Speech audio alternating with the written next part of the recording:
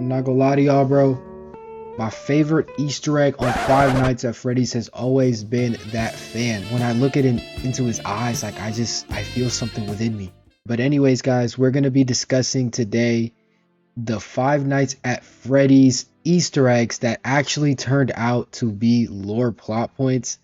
And the way that Scott Cawthon writes these games, he basically does a kind of like a chasing a rope method, to where he is constantly grasping at a rope, but he's always trying to piece things together.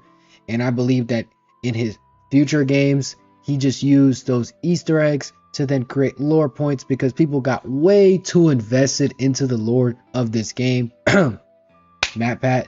But basically, guys, there are a couple of lore pieces that were probably just supposed to be Easter eggs at the beginning of the game. Starting off with the visual hallucinations. Guys, I mean, I think in the beginning of the game, he was just trying to make creepy hallucinations to creep out the player. I don't think there was any lore implications. And because of the fact that he mentioned the Bite of 87 or whatever, I believe that's where the "it's me" comes from. Oh, here's my kitty cat. He wants to be part of the video.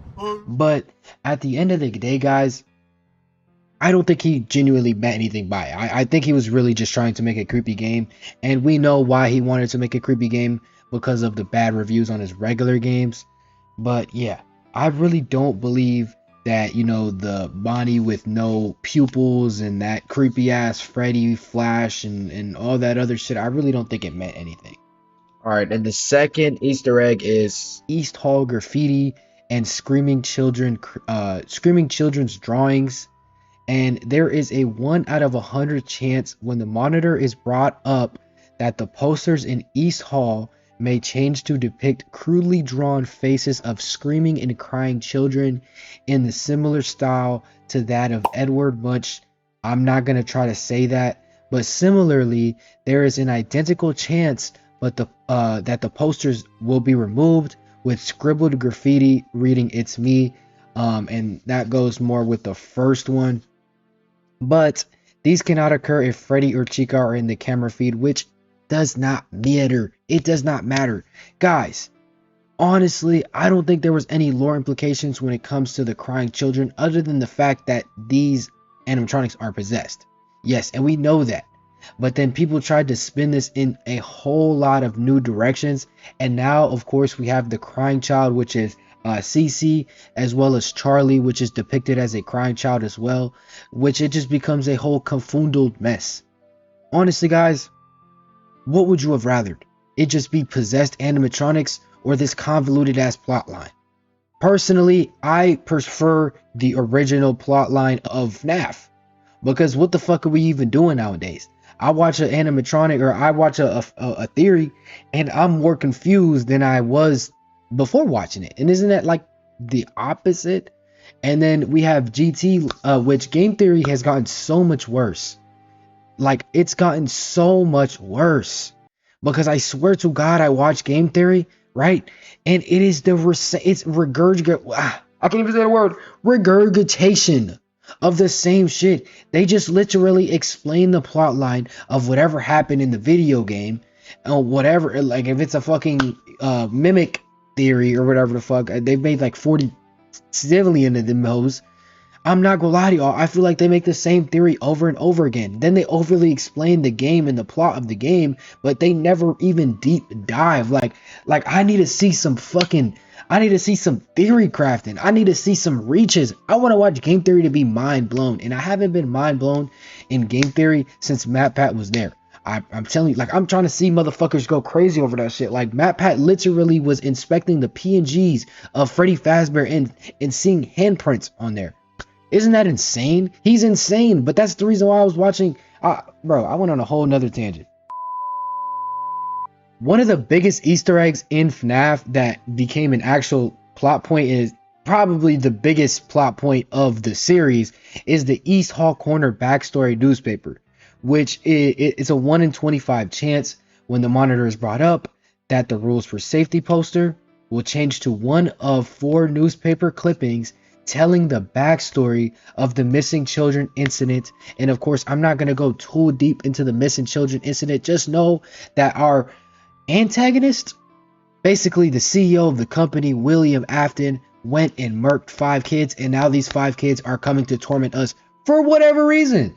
Of course, one of the most important characters in this series is Golden Freddy, which, by the way, let me know down in the comments below if you guys want me to make a Golden Freddy video, because I've been seeing a couple of theories basically stating that Golden Freddy isn't Fredbear for whatever reason, and I really want to deep dive that.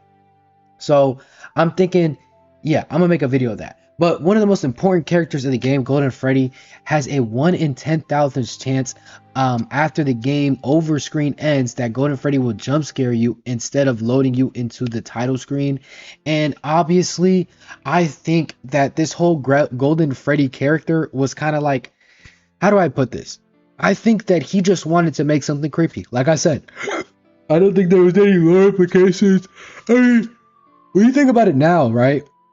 You think about Golden Freddy, and you think about the series and how I guess developed and like almost developed. I don't even want to make this video about the fact that FNAF has just gone off the deep end, but I think that's what it's becoming. Golden Freddy was just supposed to be a creepy Easter egg. He was never supposed to be possessed by 2 kids, but then he's also not Fredbear, but he is Fredbear. But he's just a manifestation of the kids and its anger. And then he, like, you see what I'm saying, guys?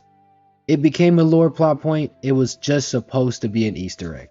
And then one of the Easter eggs that actually got it got implemented late was the 1987 Easter egg that whenever you would go into custom night and you would put 1987, Golden Freddy would jump scare you, which is a reference to the bite of 87.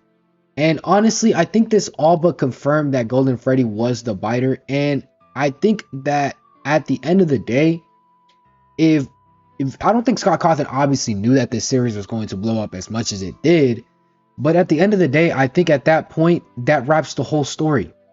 The CEO kills 5 kids, right? Because in the newspaper clippings, it says that these animatronics will live on. These animatronics will live on.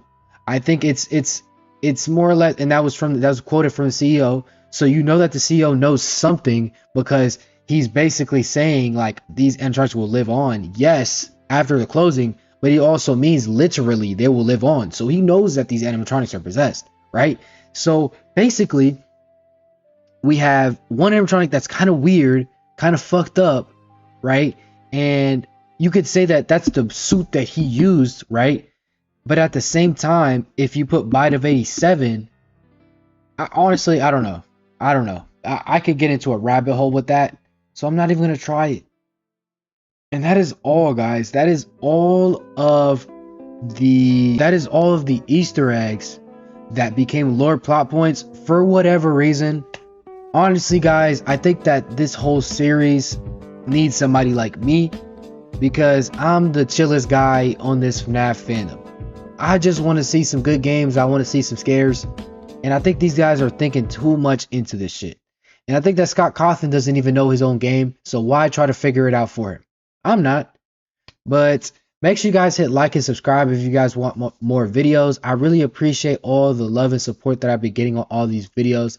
I love every single one of y'all, and I'm going to see you guys in the next video. Peace.